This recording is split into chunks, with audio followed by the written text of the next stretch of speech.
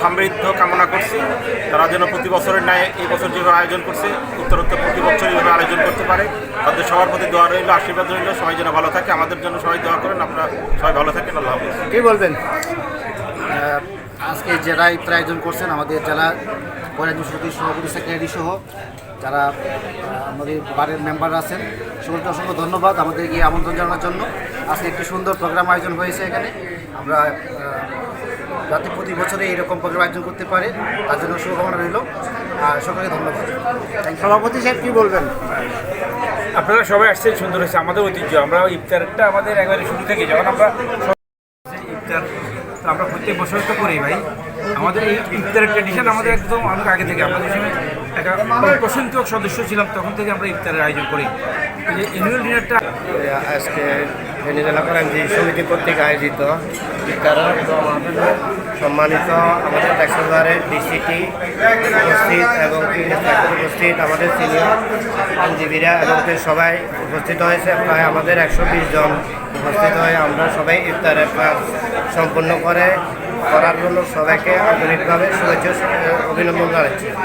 ফেনী জেলা করাঞ্জি সমিতি আয়োজিত ইফতার মাহফিল খুব সুন্দর স্মার্ট হয়েছে।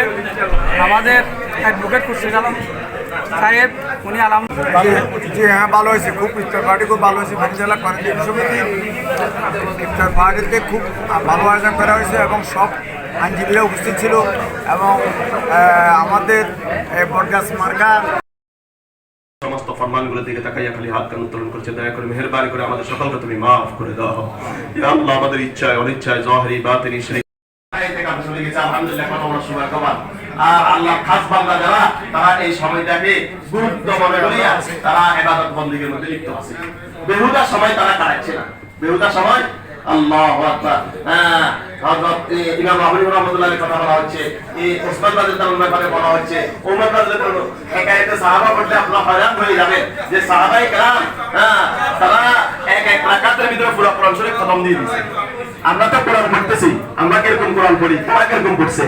আমরা তো কোরআন পড়ি, কেমন পড়ি, আমাদের সময় হয় না, কিন্তু তারা কোরআন পড়তে গিয়ে এক রাকাতের ভিতরে সূরা ইয়াসিনের মধ্যে আসছে না, ওয়ামতাজুল ইয়াওমা আইয়ুহাল মুজরিমুন। এই আয়াতটা পড়তে পড়তে নামাজ শেষ। এই আয়াতটা পড়তে পড়তে বেহুশ হয়ে যাচ্ছে যে আজকে দুনিয়ার ভিতরে কাঁধে কাঁধ মিলাইয়া যে কে ইবাদত বন্দেগী ওয়ালা, কে মুত্তাকি, কে পরহেজগার, আর কে ফাসিক, কে ফুজ্জার, কোনো পার্থক্য আছে?